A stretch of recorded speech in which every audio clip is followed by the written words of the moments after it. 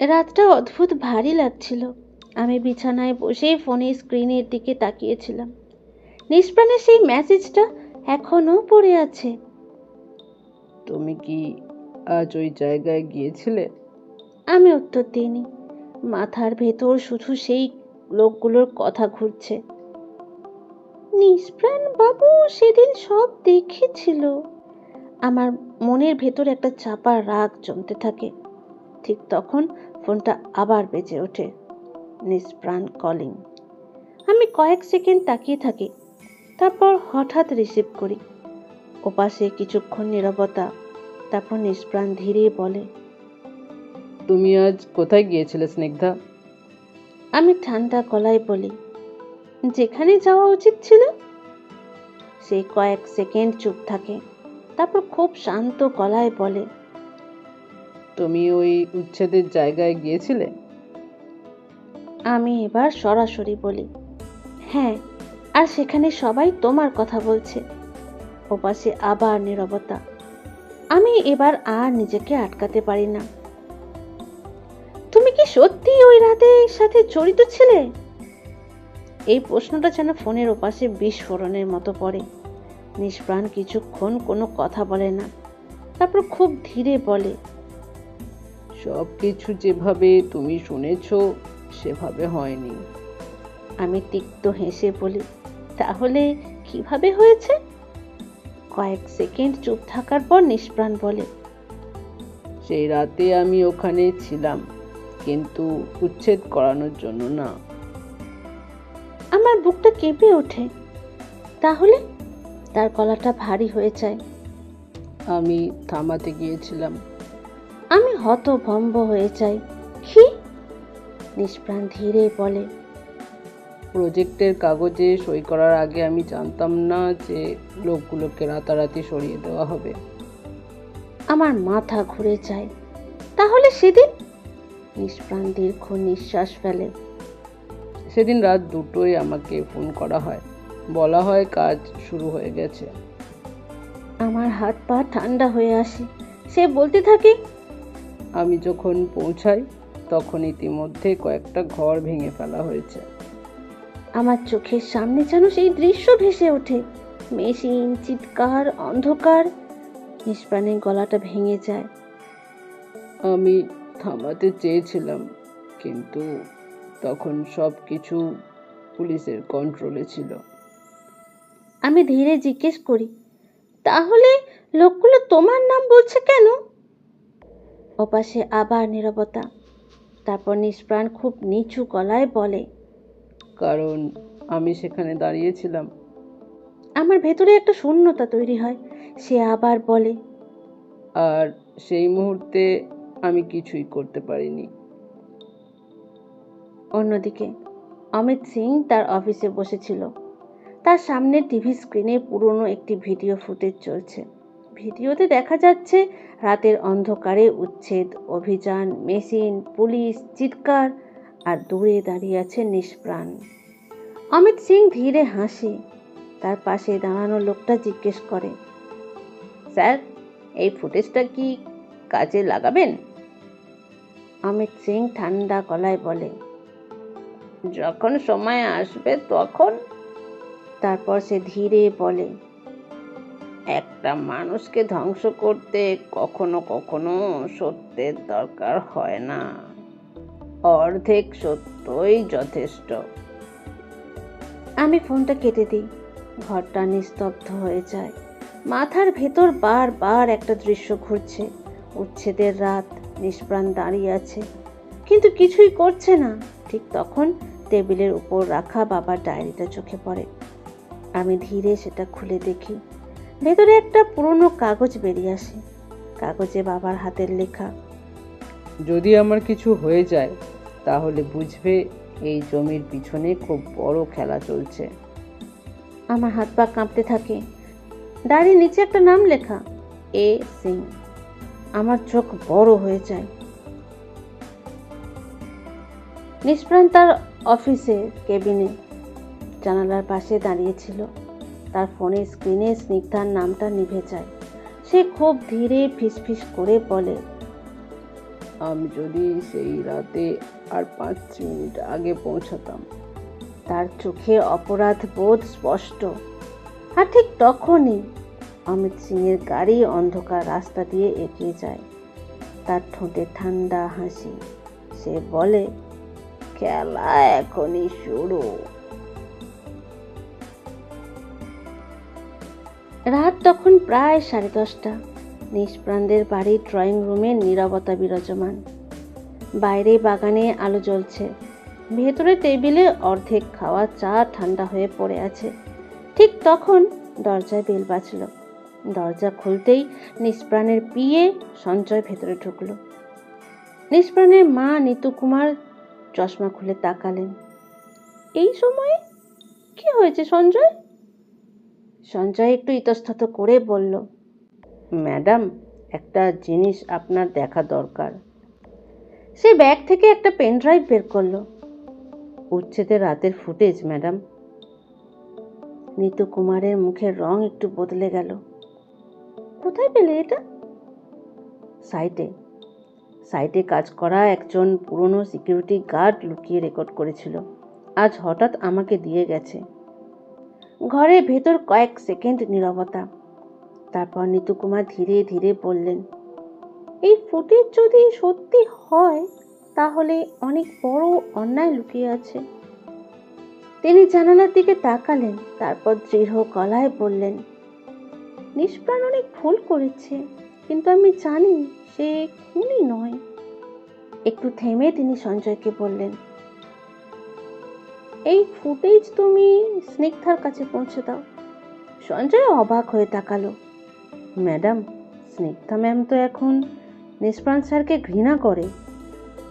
নিতু কুমার শান্ত গলায় বললেন, সত্যি কখনো কারোর পক্ষ নেয় না সঞ্জয়, কিন্তু সত্যি একদিন ঠিক মানুষের কাছে পৌঁছে যায়। তারপর তিনি ধীরে বললেন, কাল সকালেই ওর সঙ্গে দেখা করো। পরের দিন সকাল 10টা। আমার সকালটা অন্য দিনের মতোই শুরু হয়েছিল। ঘুম থেকে উঠে আমি রান্নাঘরে চা বসালাম। বাবার পুরনো ডায়েরিটা টেবিলে খোলা পড়েছিল। আমি ডায়েরির একটা পাতা পড়ছিলাম। বাবার লেখা, ইতিহাস শুধু রাজাদের গল্প নয়, অন্যায়ের বিরুদ্ধে দাঁড়ানো সাধারণ মানুষের ইতিহাসও। আমি নিঃশব্দে দীর্ঘশ্বাস ফেললাম। ঠিক তখনই ফোনে একটা অচেনা নম্বর থেকে মেসেজ এলো। আজ সকাল 10টায় লালপুর মেইন রোডের নেটওয়ার্ক সাইবার ক্যাফে, লালপুর কলোনিতে আসবেন। আপনার বাবার কেসের ব্যাপারে জরুরি কিছু কথা আছে। আমি কিছুক্ষণ ভাবলাম, তারপর ব্যাগে ডায়েরিটা রেখে বেরিয়ে পড়লাম। Lalpur main road. লালপুর কলোনির এক সরু গলির ভেতরে ছোট্ট একটি সাইবার ক্যাফে। আমি দরজা ঠেলে ভেতরে ঢুকতেই দেখলাম একজন মাঝবয়সী মানুষ ইতিমধ্যে বসে আছে। লোকটা ধীরে উঠে দাঁড়ালো। আপনি স্নিগ্ধা? আমি একটু থমকে গেলাম। হ্যাঁ, আপনি? লোকটা নিচু গলায় বলল, আমাকে পাঠিয়েছেন নিষ্প্রাণ স্যারের মা নিতু ম্যাম। এই কথাটা শুনে আমার বুকের ভেতরটা কেমন শক্ত হয়ে গেল। তিনি বলেছিলেন আপনার কাছে একটা জিনিস পৌঁছানো দরকার। লোকটা ব্যাগ থেকে একটা ছোট পেন ড্রাইভ বের করলো। Video footage. কম্পিউটারের স্ক্রিনে ভিডিওটা চালু হতেই ঘরের ভেতরের পরিবেশটা হঠাৎ ভারী হয়ে গেল। ভিডিওটা স্পষ্ট। রাত প্রায় 2টো। একটা বস্তি এলাকায় হঠাৎ ঢুকে পড়েছে কয়েকটা বুলডোজার। চারিদিকে চিৎকার, মানুষ ঘুম থেকে উঠে দৌড়াচ্ছে। একজন মহিলা কাঁদতে কাঁদতে বলছে, আমাদের তো কাল সকাল পর্যন্ত সময় দেওয়ার কথা ছিল। ভিডিওতে দেখা গেল কিছু লোক কালো জ্যাকেট পরে দাঁড়িয়ে আছে। তাদের একজন ফোনে বলছে, অমিত সিং স্যার বলেছে আজ রাতেই কাজ শেষ করতে হবে। আমার হাত কাঁপতে শুরু করলো। তারপর ক্যামেরা হঠাৎ আরেকজনের দিকে ঘুরলো। দূরে দাঁড়িয়ে একজন মানুষ। মুখটা পুরো পরিষ্কার নয়, কিন্তু চেহারাটা চেনা। আমি নিঃশ্বাস বন্ধ করে তাকিয়ে রইলাম। নিষ্প্রাণ। আমার মাথার ভেতর যেন হঠাৎ ঝড় উঠল। একই সময়ে অপর প্রান্তে নিষ্প্রাণ তার অফিস থেকে বেরিয়ে গাড়ির ভেতরে বসেছিল। গত কয়েকদিন ধরে তার মাথার ভেতর অদ্ভুত একটা অস্বস্তি ঘুরছিল। ঠিক তখন তার ফোনে একটা অচেনা নম্বর থেকে মেসেজ এলো। একটা ছবিটা একটা মিটিং রুমের। টেবিলের এক পাশে অমিত সিং আর কয়েকজন পুলিশ অফিসার বসে আছে। টেবিলের মাঝখানে একটা ফাইলের ওপর লাল কালি দিয়ে লেখা কেস স্ট্র্যাটেজি। তার নিচে একটা লাইন, ফাইনাল ব্লেম নিষ্প্রাণ। অনেকক্ষণ স্ক্রিনের দিকে তাকিয়ে রইল। তার মনে পড়ল উচ্ছেদের রাতের আগে অমিত সিং তাকে বারবার ফোন করছিল। হঠাৎ তার ভেতর দিয়ে একটা ঠান্ডা সন্দেহ বয়ে গেল। সে ধীরে বলল, তাহলে এতদিন আমি খেলাটা বুঝতেই পারিনি। ভিডিও শেষ হওয়ার পর আমি বাইরে বেরোলাম। দুপুর হয়ে গেছে, রাস্তা প্রায় ফাঁকা। আমি হাঁটতে হাঁটতে হঠাৎ অনুভব করলাম কেউ যেন পিছনে আছে। পায়ের শব্দ, ধীরে ধীরে। আমি হাঁটার গতি একটু বাড়ালাম, পায়ের শব্দটাও বাড়লো। ভয়ে আমার শরীর কাঁপতে লাগলো। হঠাৎ রাস্তার একপাশে একটা কালো গাড়ি দাঁড়িয়েছিল। দরজা খুলে গেল। ভেতর থেকে একটা লোক দ্রুত বেরিয়ে এলো। লোকটা আমার হাত ধরে টান দিল। আমি চিৎকার করলাম, ছাড়ুন! লোকটা গলা চেপে ধরতে যাচ্ছিল। ঠিক তখনই রাস্তার অন্য প্রান্ত থেকে একটা গাড়ির হেডলাইট জ্বলে উঠল। লোকটা এক মুহূর্ত থেমে গেল। তারপর হঠাৎ একটা ছুরি বের করে আমার হাতে আঘাত করলো। সে আমাকে ঠেলে ফেলে দিয়ে দ্রুত গাড়িতে উঠে পালিয়ে গেল। আমি রাস্তার ধারে বসে পড়লাম, হাত চেপে ধরে হাঁপাচ্ছিলাম। আমার মনে হলো এটা শুধু ভয় দেখানো নয়, কেউ আমাকে চুপ করাতে চাইছে। দূরে দাঁড়িয়ে একজন মানুষ সব দেখছিল। অন্ধকারে তার মুখ স্পষ্ট নয়। সে ফোনে বলল, ও এখনো বেঁচে আছে। ওপাশ থেকে ঠান্ডা গলা, তাহলে এবার ভুল করবে না। লোকটা ধীরে বলল, জি স্যার। তারপর সেই ব্যক্তি সেখান থেকে চলে গেল। কিছুক্ষণ পর রাস্তার পাশে একটা গাড়ি এসে থামলো। গাড়ি থেকে নেমে একজন ছুটে এলো। সে আমার পাশে হাঁটু গেড়ে বসলো। Madam, madam. সে ফোন বের করে দ্রুত একটা নম্বরে কল করলো। স্যার, স্নিগ্ধা ম্যামের ওপর আক্রমণ হয়েছে। ওপাশে কয়েক সেকেন্ড নীরবতা, তারপর নিষ্প্রাণের গলা, লোকেশন পাঠাও। কয়েক মিনিট পরে নিষ্প্রাণের গাড়ি দ্রুত এসে থামলো। সে দৌড়ে এসে দেখলো রাস্তার ধারে আমি অজ্ঞান হয়ে পড়ে আছি। আমার হাত থেকে ধীরে ধীরে রক্ত ঝরছে। নিষ্প্রাণ কিছুক্ষণ চুপ করে দাঁড়িয়ে রইল। তার চোখে প্রথমবার ভয় স্পষ্ট। তারপর সে আমাকে কোলে তুলে নিয়ে গাড়িতে বসালো হাসপাতালে যাওয়ার উদ্দেশ্যে। সে ধীরে বলল, খেলা এখন অনেক দূর চলে গেছে। হাসপাতালের কেবিনে ভোরের আলো ঢুকছে। আমার হাত ব্যান্ডেজ করা। নিষ্প্রাণ জানলার পাশে দাঁড়িয়ে। কিছুক্ষণ নীরবতার পর আমি বললাম, ভিডিওটা আবার চালাও। নিষ্প্রাণ ল্যাপটপটা ঘুরিয়ে দিল। ভিডিও শুরু হলো। বুলডোজার, মানুষের চিৎকার। একজন লোক বলছে, অমিত সিং স্যার বলেছে আজ রাতেই কাজ শেষ করতে হবে। তারপর ক্যামেরা ঘুরে ঘুরে দাঁড়িয়ে থাকা নিষ্প্রাণকে দেখালো। ভিডিও শেষ। কিছুক্ষণ নীরবতা। তারপর আমি বললাম, এটা সম্পূর্ণ ভিডিও নয়। নিষ্প্রাণ অবাক। কেন বলছো? আমি টাইম লাইনের দিকে আঙুল দেখালাম। Video duration 2 minute 14 second. আমি পজ করে ফ্রেম এগুলাম। হঠাৎ স্ক্রিনে 1 সেকেন্ডের গ্লিচ দেখা গেল। তারপর ফ্রেম হঠাৎ বদলে গেল। আমি বললাম, এখানে অংশ কাটা হয়েছে। নিষ্প্রাণ এগিয়ে এলো। মানে? আমি বললাম, এই গ্লিচের আগে আর পরে ক্যামেরার অ্যাঙ্গেল আলাদা, মানে মাঝখানে কিছু ছিল। নিষ্প্রাণের গলা ভারী হয়ে গেল। কেউ ইচ্ছে করে কেটেছে। আমি ধীরে বললাম, আর সেই অংশেই হয়তো আসল সত্যি ছিল। ঠিক তখনই সঞ্জয়ের ফোন এলো। নিষ্প্রাণ ফোন ধরল। হ্যাঁ বলো। ওপাশে সঞ্জয়ের কাঁপা গলা। স্যার, যেই সিকিউরিটি গার্ড ফুটেজটা রেকর্ড করেছিল। নিষ্প্রাণ বলল। কি হয়েছে? সঞ্জয় বলল, লোকটা আজ সকালে মারা গেছে। হঠাৎ ঘরটা নিস্তব্ধ হয়ে গেল। আমি তাকিয়ে রইলাম। নিষ্প্রাণ বলল, দুর্ঘটনা? সঞ্জয় বলল, না স্যার, পুলিশ বলছে এটা হিট অ্যান্ড রান, কিন্তু লোকাল লোকেরা বলছে গাড়িটা ইচ্ছে করে ধাক্কা দিয়েছে। নিষ্প্রাণ ধীরে ফোন নামালো।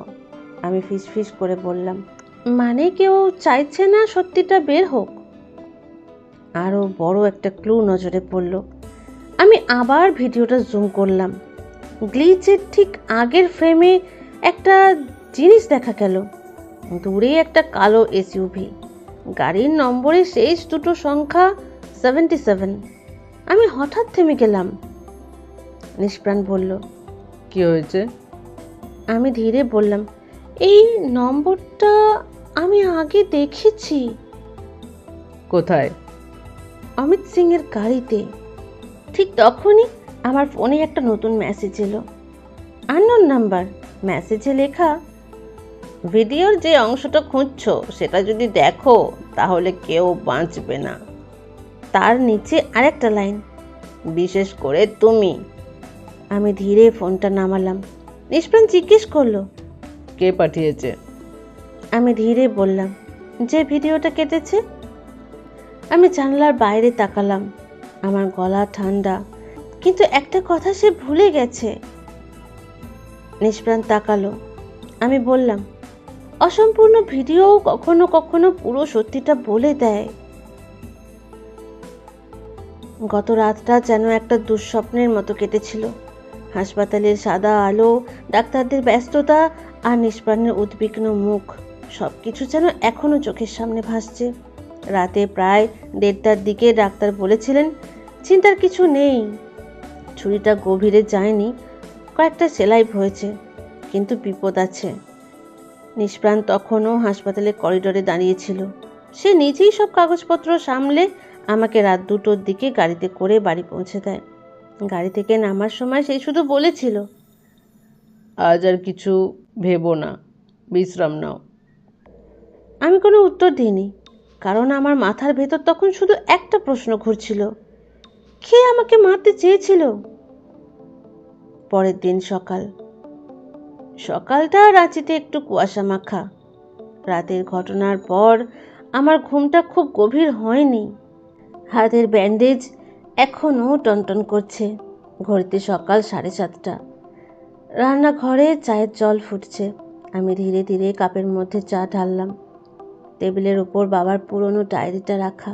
আমি ডায়েরিটা খুললাম। একটা পাতায় বাবার লেখা, সত্যির চেয়ে বড় শত্রু মিথ্যে নয়, ভয়। আমি কিছুক্ষণ সেই লাইনটার দিকে তাকিয়ে রইলাম।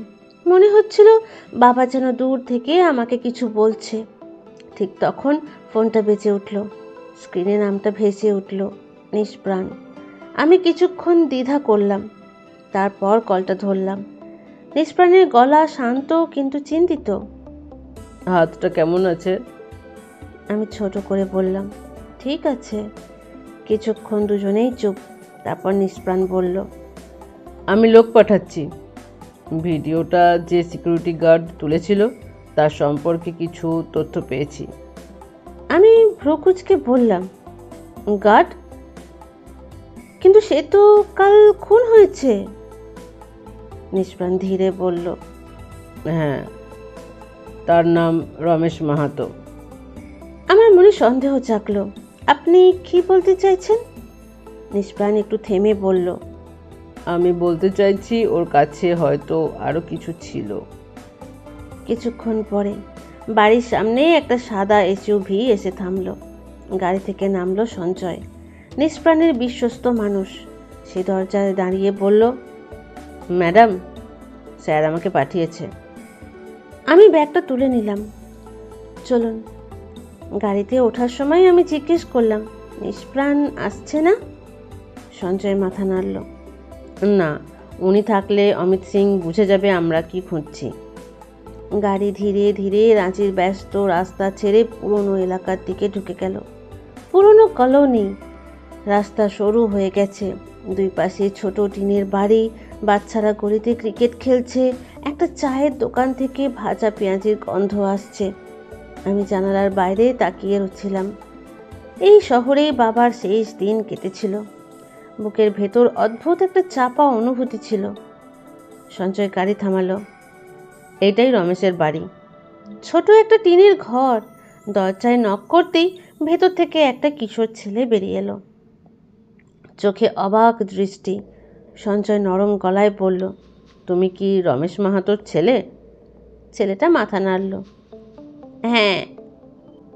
আমি ধীরে বললাম, আমরা তোমার বাবার কাজের ব্যাপারে কথা বলতে এসেছি। ছেলেটা আমাদের ভেতরে আসতে বলল। ঘরটা খুব ছোট, একটা টেবিল, দুটো চেয়ার, দেয়ালে একটা পুরনো ক্যালেন্ডার, চারিদিকে একটা শোকাহত নীরবতা। আমি ছেলেটাকে জিজ্ঞেস করলাম, তোমার বাবা কি কখনো উচ্ছেদের রাতের কথা বলেছিল? ছেলেটা একটু চুপ করে রইল, তারপর ধীরে বলল, বাবা বলতো ওই রাতে সে বড় ভুল করে ফেলেছে। সঞ্জয় জিজ্ঞেস করলো, ভুল? ছেলেটা মাথা নাড়ল।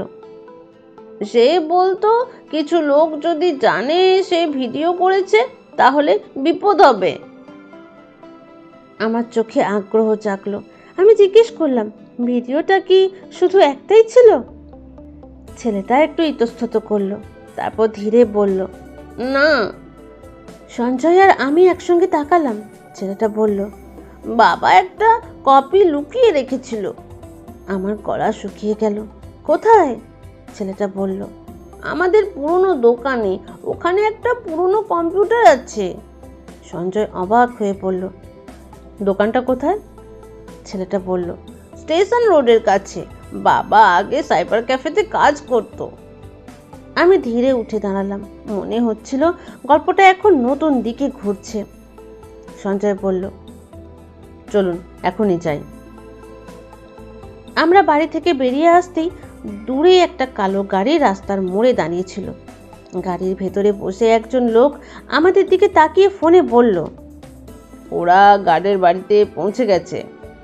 ওপাশ থেকে ঠান্ডা গলা, তাহলে তাদের নজরে রাখো।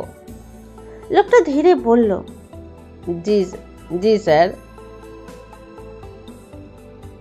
স্টেশন রোডের পুরনো সাইবার ক্যাফের সামনে গাড়ি থামতেই আমার মনে হলো এই জায়গাটা যেন অনেক দিনের পুরনো কোনো স্মৃতি ধরে রেখেছে। দোকানটা প্রায় বন্ধ হয়ে যাওয়ার অবস্থায়। জং ধরা সাইনবোর্ডে লেখা, ডিজিটাল নেট সাইবার পয়েন্ট। দরজা খুলতেই ভেতরে ধুলোর গন্ধ, পুরনো কম্পিউটার, তারের জট আর অন্ধকার ঘর। রমেশের ছেলে এগিয়ে গিয়ে কোণার একটা ডেস্ক দেখালো। এই কম্পিউটারটা বাবা কাউকে ছুঁতে দিত না। সঞ্জয় চেয়ার টেনে বসলো। সেই সিপিইউ অন করতেই পুরনো মেশিনটা ধীরে ধীরে চালু হলো। মনিটরের আলো ঘরটাকে হালকা নীল করে দিল। আমার বুকের ভেতর ধুকপুকানি বাড়ছিল। স্ক্রিনে একটা ফোল্ডার দেখা গেল, আর নাইট ব্যাকআপ। সঞ্জয় ফোল্ডারটা খুলল, ভেতরে কয়েকটা ভিডিও ফাইল। আমি ফিসফিস করে বললাম, এইগুলোই হয়তো। ঠিক তখনই বাইরে একটা মোটর বাইকের শব্দ হলো। সঞ্জয় জানলার ফাঁক দিয়ে তাকালো। দুজন অচেনা লোক দোকানের সামনে দাঁড়িয়ে আছে। তাদের আচরণ সন্দেহজনক। সঞ্জয় ধীরে বলল, আমাদের তাড়াতাড়ি করতে হবে। সে দ্রুত একটা পেন ড্রাইভে ফাইলগুলো কপি করতে শুরু করলো। অপরদিকে একই সময়ে নিষ্প্রাণ তার অফিসে বসেছিল। তার সামনে ল্যাপটপ খোলা। গত কয়েকদিনের ফোন লগ আর ইমেল রিপোর্ট সে মন দিয়ে দেখছিল। হঠাৎ একটা অদ্ভুত বিষয় তার চোখে পড়ল। উচ্ছেদের রাতের আগের দিন কোম্পানির ভেতর থেকে কয়েকটা গুরুত্বপূর্ণ ফাইল বাইরে পাঠানো হয়েছে। রেসিপিয়েন্ট একটা অচেনা ইমেল আইডি। নিষ্প্রাণ ভ্রু কুচকালো। সে আইটি ম্যানেজারকে ফোন করলো। এই ইমেলটা কার? ওপাশ থেকে উত্তর এলো, স্যার, এটা আমাদের সিনিয়র প্রজেক্ট ম্যানেজার বিকাশের সিস্টেম থেকে গেছে। নিষ্প্রাণ কয়েক সেকেন্ড চুপ করে রইল। বিকাশ? বিকাশ নিষ্প্রাণের সঙ্গে 5 বছর ধরে কাজ করছে। নিষ্প্রাণ ধীরে বলল, ও এখন কোথায়? স্যার আজ অফিসে আসেনি। নিষ্প্রাণের চোখে তখন ঠান্ডা এক দৃষ্টি। সে ধীরে বলল, বিকাশ, তুমি তাহলে খেলাটা অনেক আগেই শুরু করেছিলে। পেন ড্রাইভে কপি প্রায় শেষ। হঠাৎ দরজায় জোরে ধাক্কা পড়ল। সঞ্জয় ফিসফিস করে বলল, ওরা এসে গেছে। আমার বুকের ভেতর কাঁপুনি শুরু হলো। দরজার বাইরে থেকে গলা, দরজা খুলুন। সঞ্জয় দ্রুত পেন ড্রাইভটা বের করে আমার হাতে দিয়ে দিল। যদি কিছু হয় এটা নিয়ে বেরিয়ে যাবেন। ঠিক তখনই কম্পিউটারের স্ক্রিনে একটা ভিডিও ফাইল নিজে থেকেই চালু হয়ে গেল। ভিডিওতে দেখা যাচ্ছে উচ্ছেদের রাত, বুলডোজারের আলো, মানুষের চিৎকার, কিন্তু হঠাৎ ভিডিওটা মাঝখানে থেমে গেল। স্ক্রিনে লেখা উঠল, ফাইল করাপ্টেড, মিসিং 30 সেকেন্ডস। আমি ফিস করে বললাম, 30 সেকেন্ড? আমার মনে হলো এই 30 সেকেন্ডেই হয়তো সব সত্যি লুকিয়ে আছে। ঠিক তখনই দরজা ভেঙে খুলে গেল। 2জন লোক ভেতরে ঢুকে পড়ল, কিন্তু সঞ্জয় দ্রুত পিছনের দরজা দিয়ে আমাকে নিয়ে বেরিয়ে গেল। গাড়ি দ্রুত রাস্তা ছেড়ে দূরে চলে যাচ্ছে। আমি পেন ড্রাইভটা শক্ত করে ধরে আছি। আমার মাথায় এখন শুধু একটা প্রশ্ন, ভিডিওর সেই হারিয়ে যাওয়া 30 সেকেন্ডে কি ছিল? দূরে দাঁড়িয়ে একজন লোক ফোনে বলল, ওরা পালিয়ে গেছে। ওপাশ থেকে ঠান্ডা গলা, সমস্যা নেই। কিছুক্ষণ নীরবতা, তারপর সেই গলা আবার বলল, কারণ খেলাটা এখনই শুরু হয়েছে। গাড়িটা দ্রুত স্টেশন রোডের রাস্তা পেরিয়ে এগিয়ে চলেছে। স্টিয়ারিংয়ে সঞ্জয়, পাশে বসে আমি, আমার হাতে শক্ত করে ধরা সেই পেন ড্রাইভ। কয়েক মিনিট কেউ কথা বললাম না। শেষ পর্যন্ত সঞ্জয়ই বলল, ম্যাডাম আপনি ঠিক আছেন? আমি জানলার বাইরে তাকিয়েছিলাম। রাস্তায় সকালবেলার ভিড় বাড়ছে। আমি ধীরে বললাম, ওরা কেন ওই ভিডিওটা নিতে চাইছিল? সঞ্জয় একটু চুপ করে থেকে বলল, কারণ ভিডিওটার মধ্যে এমন কিছু আছে যা কেউ দেখতে দিতে চায় না। আমি পেন ড্রাইভটার দিকে তাকালাম, কিন্তু ভিডিওটা তো অসম্পূর্ণ। সঞ্জয় বলল, হয়তো পুরোটা এখনো কোথাও আছে। কিছুক্ষণ পরে নিষ্প্রাণের বাড়ির স্টাডি রুম, বড় একটা টেবিল, তার উপর ল্যাপটপ, কাগজপত্র আর কয়েকটা হার্ড ড্রাইভ। আমি আর সঞ্জয় বসে আছি, নিষ্প্রাণও সেখানে। সে পেন ড্রাইভটা নিয়ে কম্পিউটারে লাগালো। ভিডিওটা আবার চালু হলো। সেই রাত, বুলডোজারের আলো, মানুষের চিৎকার, একজন মহিলা কাঁদছে, আমাদের তো কাল সকাল পর্যন্ত সময় দেওয়ার কথা ছিল। তারপর ভিডিওটা হঠাৎ থেমে গেল। স্ক্রিনে আবার সেই লেখা, মিসিং 30 সেকেন্ডস। আমি বিরক্ত গলায় বললাম, এই 30 সেকেন্ডেই সব সত্যি লুকিয়ে আছে। নিষ্প্রাণ কিছুক্ষণ স্ক্রিনের দিকে তাকিয়ে রইল, তারপর সেই ভিডিওটা পজ করলো। স্ক্রিনে একটা ফ্রেম বড় করে দেখালো, একটা বুলডোজারের পাশে কয়েকজন লোক দাঁড়িয়ে। নিষ্প্রাণ বলল, এই ফ্রেমটা দেখো। আমি একটু ঝুঁকে তাকালাম। লোকগুলোর মধ্যে একজনের হাতের দিকে আলো পড়েছে, তার আঙুলে একটা বড় সোনার আংটি। নিষ্প্রাণ ধীরে বলল, এই আংটিটা খুব কম লোকই পরে। আমি তাকিয়ে রইলাম, তুমি চিনতে পেরেছ? নিষ্প্রাণ উত্তর দিল না, কিন্তু তার চোখে দৃষ্টি বদলে গেছে। ঠিক তখনই নিষ্প্রাণের ফোন বেজে উঠল। ওপাশে তার আইটি টিম। স্যার, একটা গুরুত্বপূর্ণ তথ্য পেয়েছি। নিষ্প্রাণ বলল, কি? সার্ভারের উচ্ছেদের রাতের সিসিটিভি সার্ভারের ব্যাকআপ আমরা খুঁজে পেয়েছি। নিষ্প্রাণ চমকে উঠল, কোথায়? পুরনো মিউনিসিপ্যাল সার্ভারে, কিন্তু ফাইলটা ড্যামেজড। নিষ্প্রাণ সঙ্গে সঙ্গে বলল, ওখানে কি সেই 30 সেকেন্ড থাকতে পারে? ওপাশ থেকে উত্তর এলো, সম্ভব। নিষ্প্রাণ ফোনটা কেটে দিল, তারপর আমার দিকে তাকালো।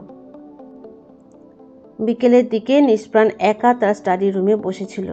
টেবিলের ওপর এখনও সেই ভিডিওটা পজ হয়ে আছে। স্ক্রিনে জমে থাকা ফ্রেম, বুলডোজারের পাশে দাঁড়ানো লোকগুলো। নিষ্প্রাণ আবার সেই ছবিটা জুম করলো। সোনার আংটিটা এবার আরও পরিষ্কার দেখা গেল। সে ধীরে নিজের সঙ্গে বলল, তুমি সত্যি সেখানে ছিলে? তার চোখে তখন ঠান্ডা একটা দৃষ্টি। মনে হচ্ছিল সে কাউকে চিনে ফেলেছে, কিন্তু নামটা এখনো উচ্চারণ করছে না। রাতে নিষ্প্রাণের বাড়ির বারান্দায় দাঁড়িয়ে আমি আকাশের দিকে তাকিয়েছিলাম। আকাশে হালকা মেঘ। আমার মনে হচ্ছিল সত্যিটা খুব কাছেই, কিন্তু তার আগে আরও বড় বিপদ অপেক্ষা করছে। ঠিক তখনই নিষ্প্রাণ এসে পাশে দাঁড়ালো। সে ধীরে বলল, আগামীকাল সব কিছু বদলে যেতে পারে। আমি তার দিকে তাকালাম। কেন? নিষ্প্রাণ শান্ত গলায় বলল, কারণ আমরা কাল সেই হারিয়ে যাওয়া 30 সেকেন্ড খুঁজতে যাচ্ছি। দূরে বজ্রপাতের আলো একবার ঝলসে উঠল। মনে হলো ঝড়টা আসতে আর দেরি নেই।